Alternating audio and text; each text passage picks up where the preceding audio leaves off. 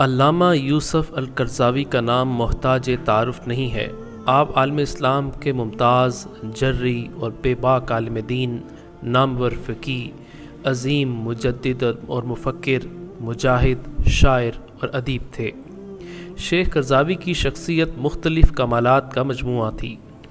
حق گوئی، مظلوم کی تائید اور ظلم کے خلاف جدوجہد علامہ کی شخصیت کے بنیادی عناصر تھے۔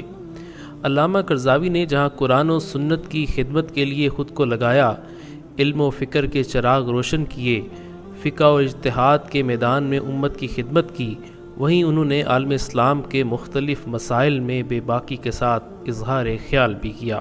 علامہ قرضاوی نے اپنی پوری زندگی علم کی خدمت، اسلام کی سربلندی کے لیے جدوجہد میں صرف کی۔ ان کی کوششوں کا دائرہ بہت وسیع اور مختلف میدانوں میں پھیلا ہوا ہے۔ علامہ کی علمی اور ملی کاموں کا ایک حصہ امت کے مسائل میں رہنمائی اور عالم اسلام کے متعدد مسائل میں ان کے اجتہادی اور مجاہدانہ کردار سے متعلق ہے۔ آپ کا تعلق مصر سے ہے، لیکن گزشتہ 4 دہائیوں سے آپ قطر میں قیام پذیر تھے۔ 100 سے زائد مارکۃ الآراء کتابوں کے مصنف تھے۔ اکثر کتابوں کے ترجمے دنیا کی مختلف زبانوں میں بھی شائع ہو چکے ہیں۔ آپ کی زکوٰۃ، اسلامی قوانین کی تشریح اور اسلامی نظام کے نفاذ سے متعلق کتابوں نے عالمی شہرت حاصل کی اور اسلامی جدوجہد کرنے والوں کے لیے مشعل راہ ثابت ہوئیں۔ آپ کے دروس اور خطبات کی ویڈیوز کی تعداد ہزاروں میں ہے۔ آپ کے محبین کا ایک بڑا حلقہ ہے جو عرب ممالک سے لے کر یورپ، امریکہ اور برصغیر تک پھیلا ہوا ہے۔ آپ کو دنیا بھر میں مجتہد، مجدد اور مفکر کی حیثیت سے جانا جاتا ہے۔ مجموعی طور پر اس وقت عالم اسلام میں سب سے بڑے اسلامی اسکالر، فقیہ اور عالم دین کی آپ کو حیثیت حاصل تھی۔ علامہ یوسف قرضاوی 9 ستمبر 1926 کو مصر میں پیدا ہوئے۔ آپ کے والد شاعر اور سیاسی رہنما تھے۔ خاندان والے انہیں دکاندار یا بڑئی بننے کو کہتے تھے، تاہم وہ اس دوران قرآن مجید حفظ کرتے رہے۔ 9 برس کی عمر میں حفظ مکمل کیا۔ اس کے بعد انہوں نے جامعۃ الازہر مصر میں تعلیم حاصل کی اور علوم اسلامیہ میں خصوصی مہارت حاصل کی۔ یوسف القرضاوی اخوان المسلمون کے بانی حسن البنا کے عقیدت مندوں میں سے تھے۔ اخوان المسلمون کے ساتھ تعلق اور ان کی بعض تصانیف کی وجہ سے انہیں کئی بار جیل بھی جانا پڑا۔ آپ مصر کی وزارت برائے مذہبی امور میں بھی کام کرتے رہے۔ 1961 میں آپ نے مصر کو الوداع کہہ کر قطر کا رخ کیا، جہاں مختلف یونیورسٹیز میں تدریسی خدمات سر انجام دیتے رہے۔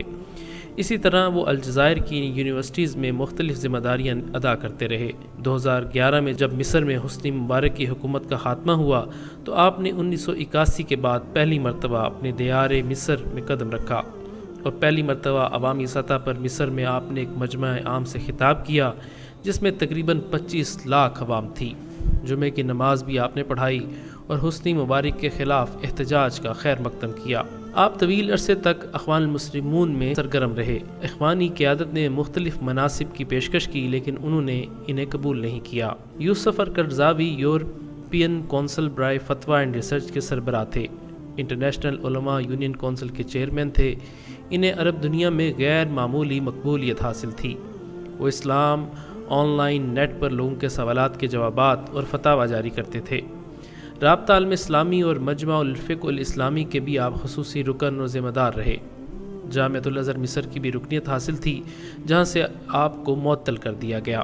مسلمانوں کی اکثریت آپ کو معتدل، قدامت پسند اور جدید حالات سے ہم آہنگ عالم قرار دیتی تھی۔ آپ عصر حاضر کے تقاضوں کو سامنے رکھتے ہوئے لوگوں کی رہنمائی کرتے۔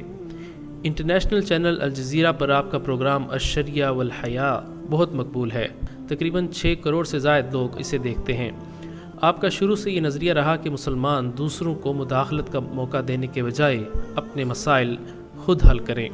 شیخ یوسف القرضاوی کا ماننا تھا کہ پوری دنیا کے مسلمانوں کو گرین وچ ٹائم کے بجائے مکہ مکرمہ کے ٹائم کو مد نظر رکھنا چاہیے۔ وہ موجودہ تصویر کشی کو جائز قرار دینے والے پہلے عالم دین تھے۔ وہ عالم اسلام میں جمہوریت کے قیام کے بھی حامی تھے۔ ان کا کہنا تھا کہ مشرق وسطیٰ میں سیاسی اصطلاحات کی شدید ضرورت ہے۔ امریکہ میں 1999 سے آپ پر پابندی عائد تھی۔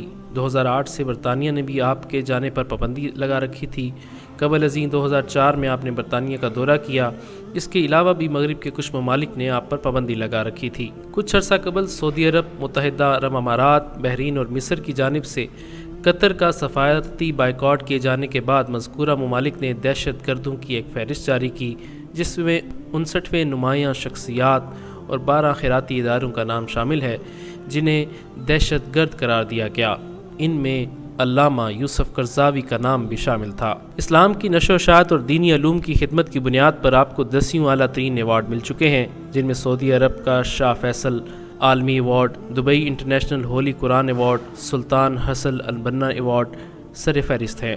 یہاں یہ بات بھی قابل ذکر ہے کہ ایک طویل عرصے تک آپ سعودی عرب اور آل سعود کے یہاں بہت اہمیت کے حامل تھے۔ ان دنوں ایک تصویر بھی سوشل میڈیا پر وائرل تھی جس میں سابق سعودی فرمان روا شاہ عبداللہ انتہائی عقیدت کے ساتھ علامہ یوسف قرضاوی سے ملاقات کر رہے ہیں۔